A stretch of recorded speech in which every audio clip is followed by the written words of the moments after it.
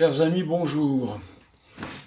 Pardonnez-moi, mais la vidéo que j'ai faite tout à l'heure a eu quelques problèmes, donc je n'ai pas pu la garder. C'est pour cette raison que je reviens vers vous pour de nouveau la refaire, afin que vous puissiez être informés de ce que je vais essayer de vous présenter dans ces jours qui viennent. J'expliquais donc tout à l'heure, voilà, ceux qui arrivent, je leur explique que j'ai dû changer la vidéo car celle-ci ne convenait pas. Voilà, donc je refais la vidéo de tout à l'heure. Il faut donc savoir que j'ai voulu à quelques reprises traiter d'un sujet qui me paraissait fort intéressant sur ce que l'on appelle la nouvelle évangélisation. Il y a des communautés religieuses diverses et variées qui proposent ou qui offrent des prestations religieuses qui n'existaient pas jadis. Ainsi en va-t-il évidemment de tout ce qui est charismatique. Certains d'entre vous en ont la pratique, peut-être même apprécient-ils cette manière de faire ce que l'on appelle la nouvelle évangélisation. Je vous ai donc présenté deux moments caractéristiques ou deux offres caractéristiques de cette nouvelle évangélisation. La première étant ce que l'on appelle le flash mob.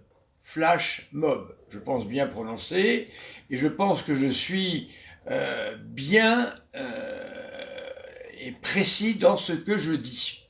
Alors le flash mob consiste en une démarche particulière que je n'ai moi-même pas compris. J'ai déjà été confronté à une flash mob quand j'étais à Toulon, au cours d'une session de prêtres.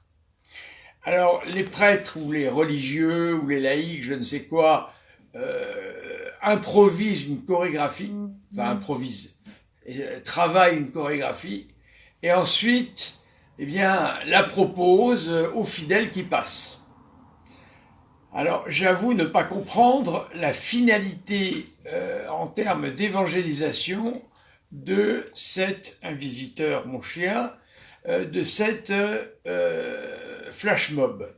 Car en fin de compte, jadis, il y avait une personne dans les groupes charismatiques qui chantait des chansons avec des chansons type de l'Emmanuel, qui avaient du sens au niveau biblique, et les gens qui passaient pouvaient plus ou moins être attirés. Là, on est pour, on est contre, mais on comprend ce qui se passe. Voilà. La flash mob, je ne comprends pas.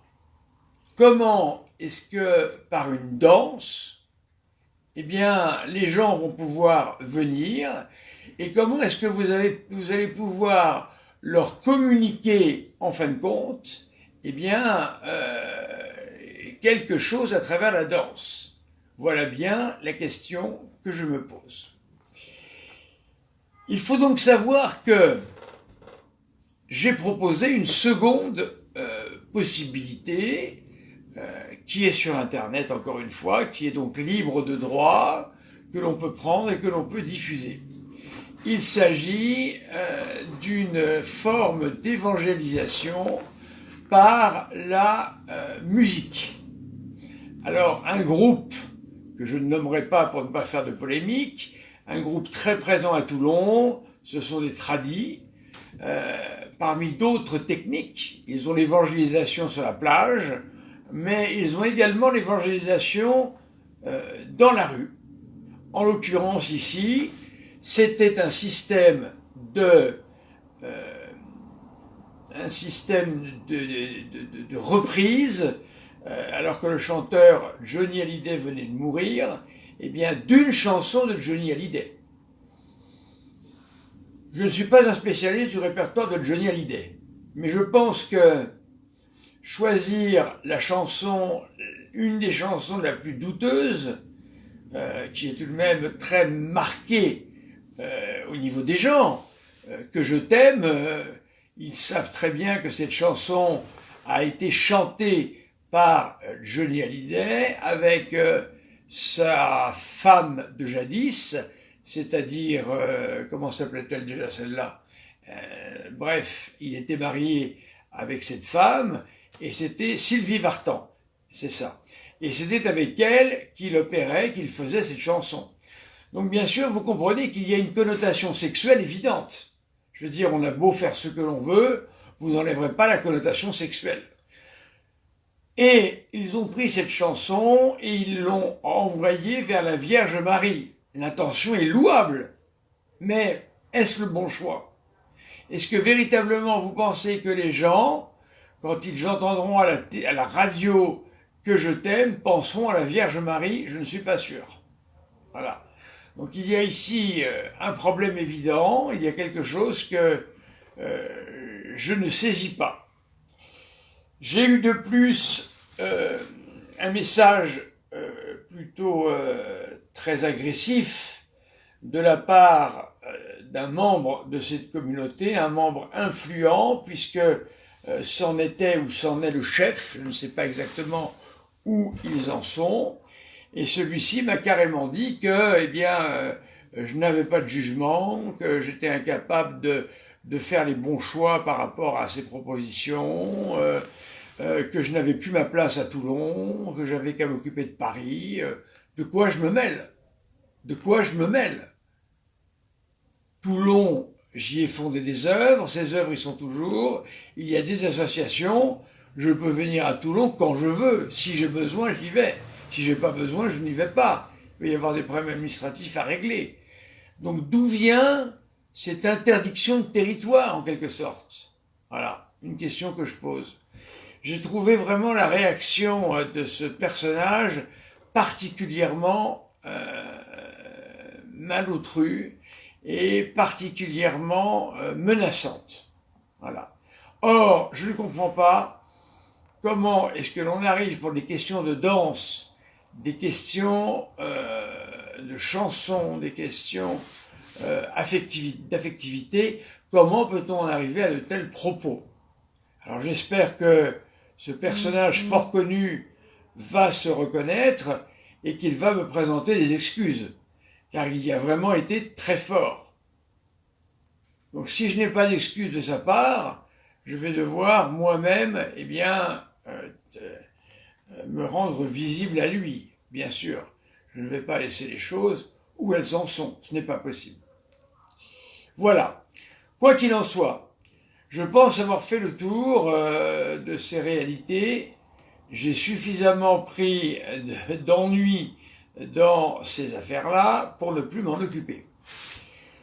Quoi qu'il en soit, il y a des choses qui arrivent comme des obligations. Ainsi, j'expliquais tout à l'heure, mais je le reprends, que j'ai reçu le livre de Conrad de Master sur la vie de Marthe Robin, qui s'appelle « La fraude mystique de Marthe Robin ». Le livre fait 412 pages, il est annoté à chaque page et contient à la fin des écrits de Marthe Robin bien placés pour l'étude. Je pense que si un homme comme Conrad Master, qui est un universitaire, qui est un homme sérieux dans les milieux catholiques, je pense que si Conrad Master trouve nécessaire, eh bien, de faire un document contenant 408 pages, référencé, noté, un travail scientifique, un travail d'universitaire, un travail d'homme habitué à travailler sur la cause des femmes en religion. Eh bien, son rapport est net et il ne suppose pas, eh bien, le doute. Son rapport, c'est manifestement une fraude. Voilà. On avait indiqué voulant canoniser, béatifier et canoniser Marthe Robin, on avait indiqué M. Mester, car M. Mester, évidemment, était un ponte, en l'occurrence, un homme très occupé, mais un ponte. Et le moment venu, eh bien voilà donc nos amis religieux suivant Marthe Robin, voulant canoniser leur sainte. Donc ils vont se présenter à Rome, et à Rome ils vont faire la découverte d'un homme qui est certainement au dicaster des canonisations, et qui s'appelle Monsieur de Mester. Monsieur de Mester était un carme habillé de couleur marron. C'était un très grand spécialiste de la question. Il a donc accepté et acquiescé sur le principe. Il a fait ses recherches et il a trouvé un certain nombre d'éléments qui ne correspondaient pas du tout, mais pas du tout, à la sainteté de Marthe Robin. Et l'on voit d'ailleurs que ce pauvre père Pinet s'est complètement fait avoir. Il s'est fait totalement, comment dit-on, il s'est retrouvé à ne plus pouvoir dire quoi que ce soit sur ce fameux livre. Donc voyez-vous, le livre, une fois qu'il a été envoyé par Monsieur de Mester, comme il le dit lui-même, Rome l'a enterré. C'est une technique catholique. On enterre le livre, on enterre le rapport, ainsi on n'en parle plus, on est sûr qu'il ne se passera rien. C'est pour cela d'ailleurs que, si vous l'avez bien remarqué, Marthe Robin n'a jamais été au-delà, eh bien, je crois, de servante de Dieu. Je ne sais même pas si elle est bien heureuse. Voilà. Ce qui veut dire que depuis l'intervention de Monsieur de Mester, depuis l'intervention des autorités ecclésiastiques de l'époque, la cause n'a plus avancé du tout. Aujourd'hui, elle est à 0. Voilà. Donc j'essaierai, au cours de ces jours, de vous détailler ce qui est écrit dans ce livre, La fraude mystique de Marthe Robin. Je pense que si un monsieur de Mester, aux éditions du Cerf, c'est-à-dire non pas un tabloïd, comme certains me l'ont laissé penser, je pense qu'il y a vraiment anguille sous roche, et qu'il nous faut vérifier exactement ce qu'il en est. Voilà, chers amis, je ne serai pas le seul à le faire, j'espère, mais ça, je ne sais pas qui d'autre va le faire, hein, on va voir. Hein. Mais en tous les cas, c'est mon exemplaire, hein, je peux en faire ce que j'en veux. Voilà, et je vous ferai un résumé spécial de ce livre. En attendant, ne soyez pas trop déçus.